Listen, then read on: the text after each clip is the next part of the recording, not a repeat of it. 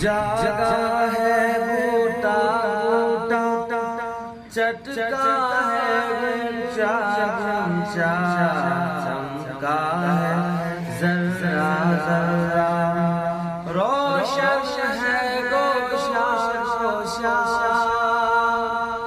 जागा है बूटा बूटा, चटका है गुंचा गुंचा, चमका है जर्रा जर्रा, रोशन है गोशा गोशा।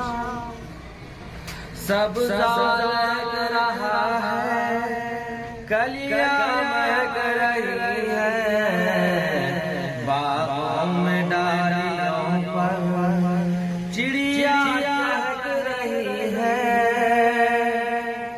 शबनम का हर चमन को वो आरज़ी दिखाना, पत्तों का प्यार खुशी से वो तालियां बजाना, फूलों में नाज़गी है, कांटों में ताज़गी है, हर दिल में एक खुशी है, हर सिमत रोशनी है।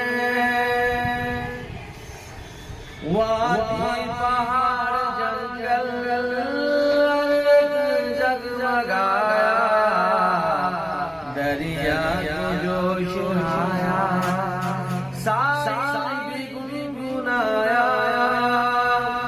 फितरत बाबार पर है, दुनिया निगार पर है, हर शय खूबसूरत रंगीन हर हज़र है।